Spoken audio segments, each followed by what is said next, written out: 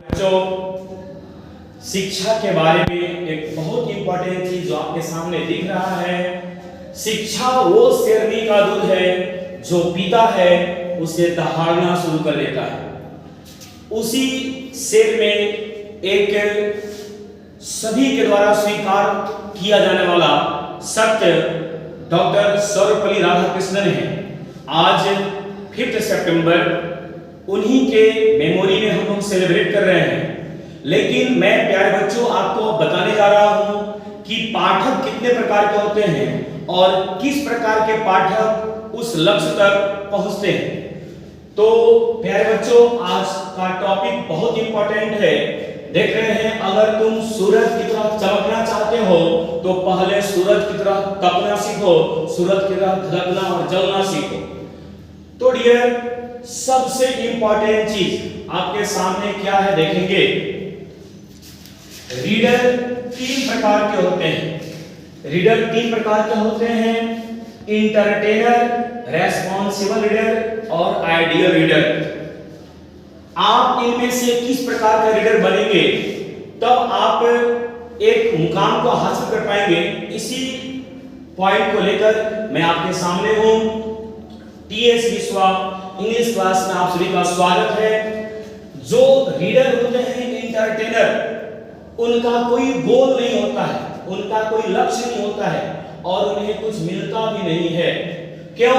क्योंकि वे अपने आप को इंटरटेन करने के लिए, अपने टाइम को व्यतीत करने के लिए पढ़ते हैं। और वे क्या पढ़ते हैं ऐसे में? वो न्यूज़पेपर पढ़ते हैं, नोवेल पढ़ते हैं, मैगजीन पढ़ते हैं, अपने टाइम को व्यतीत करने के लिए पढ़ते हैं। और ऐसे जो एंटरटेन करने वाले रीडर होते हैं उनका रिजल्ट नथिंग होता है। दूसरे प्रकार के रीडर है रेस्पॉन्सिबल रीडर। रेस्पॉन्सिबल रीडर वह होता है प्यारे बच्चों जो एक सिलेबस को और बहुत दबाव में, प्रेशर में रह करके पढ़ता है। वो इन चीजों को जबरदस्ती दिमाग में उतारता है। उसे भय रहता है कि यदि वो नहीं पढ़ेगा तो उसका रिजल्ट एक डॉक्टर, इंजीनियर, सीए, जज, बिजनेसमैन और इनकम टैक्स इंस्पेक्टर या अन्य भी चीजों में वो नहीं सिलेक्ट हो पाएगा। और इस दबाव में वो अपनी रेस्पॉन्सिबिलिटी को समझते हुए वो एक सिलेबस के बुक को पढ़ता है, जैसे एसएससी, बैंकिंग, एनडीए, नीट या आपका कैट या क्लैट का जो सिलेबस है उसको पढ़ा जाता है। इस प्रकार के पाठक क्या करते हैं?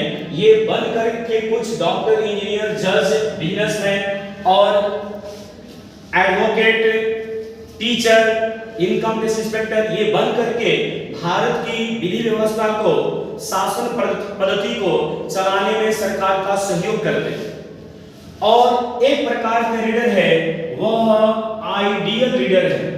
यह सबसे उत्तम प्रकार का रीडर माना जाता है, आइडियल रीडर। यह जो भी पढ़ता है दिल से पढ़ता है, उस चीज को दिमाग में नहीं जीवन में उतारता है, जीवन में उतारता है। और यह इस प्रकार से उस चीजों को पढ़ता है कि वह इमोर्टल बन जाता है। अर्थात जब तक धरती चांद रहेगा सर्वपल्ली राधाकृष्णन आपका नाम रहेगा।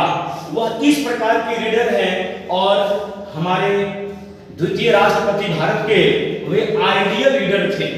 वे भी पढ़े, वे भी टीचर रहे, उसके बाद राष्ट्रपति बने। राष्ट्रपति तो अनेकों बने, लेकिन आज वे आइडियल रीडर मैं उनको क्यों मानता हूं? क्योंकि उन्होंने अपने अनेकों चीजों को अपने जीवन में उतारा और उस पे खुद चले और आज हम लोग भी उनके पद चिन्हों पे चल रहे हैं। तो जो भी ऐसे लोग पढ़ते हैं ये इमोर्टल बन जाते हैं, जैसे डॉक्टर सर्वपल्ली राधाकृष्णन और आपके डॉक्टर कलाम साहब। जैसे डियर, अभी हम लोग रेस्पॉन्सिबल और आइडियल रीडर की बात कर रहे हैं। सपोज आप एक रेस्पॉन्सिबल रीडर हैं तो आप क्या करेंगे? आपके एग्जाम में आएगा अगर तुम सूरज की तरह चमकना चाहते हो तो पहले सूरज की तरह तपो, सूरज की तरह धधको, सूरज की तरह जलो। यह निम्नलिखित में से किनका स्टेटमेंट है, किनका कथन है? और ये 4 ऑप्शन रहेगा, उसमें से आप डॉक्टर कलाम साहब को टिक करके आएंगे, आपकी नौकरी हो जाती है, आपका रिजल्ट हो जाता है। बस यदि आप इतना ही तक के लिए पढ़े हैं तो आप एक नौकरी प्राप्त करेंगे और भारत की शासन व्यवस्था को चलाने में आप भारत सरकार का मदद करेंगे। लेकिन यदि इस चीज को दिमाग में नहीं उतार करके यदि हमने अपने जीवन में उतार लिया तो आप भी प्यारे बच्चों डॉक्टर सर्वपल्ली राधाकृष्णन की तरह आप भी आइडियल रीडर बन करके और उस मुकाम तक आप भी पहुंच सकते हैं, वैसे लक्ष्य को आप भी प्राप्त कर सकते हैं। और जो रिस्पॉन्सिबल रीडर होते हैं क्या करते हैं, इस स्टेटमेंट को याद करेंगे, उनको ये बोलने वाले को याद करेंगे और ये एग्जाम में आएगा उसको टिक करके आएंगे। ये सारी चीजें उनकी जिंदगी में नहीं उतरती, जिसके कारण वे सिर्फ और सिर्फ एक रिस्पॉन्सिबल रीडर के रूप में और एक नौकरशाह के रूप में वे अपने जीवन को व्यतीत करते हैं। वे इमॉर्टैलिटी को प्राप्त नहीं करते, अमरत्व को प्राप्त नहीं करते। उसके लिए हमें क्या करना होगा? हम अपने सभी प्यारे बच्चों से ही उम्मीद करते हैं कि आप सभी डॉक्टर कलाम और डॉक्टर सर्वपल्ली राधाकृष्णन की तरह आइडियल रीडर बने, आइडियल रीडर बने।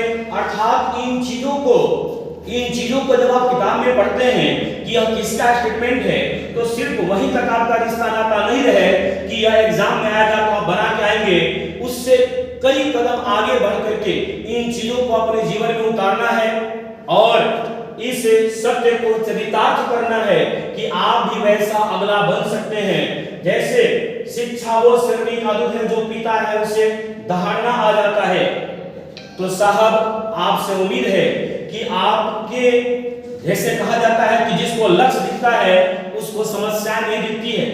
आजकल के जो बच्चे हैं उनको अनेकों समस्याएं दिखती है कि मेरे पिताजी ऑटो चालक हैं, मेरे पापा किसान हैं, ऐसे ऐसे अनेकों समस्याएं दिखती है।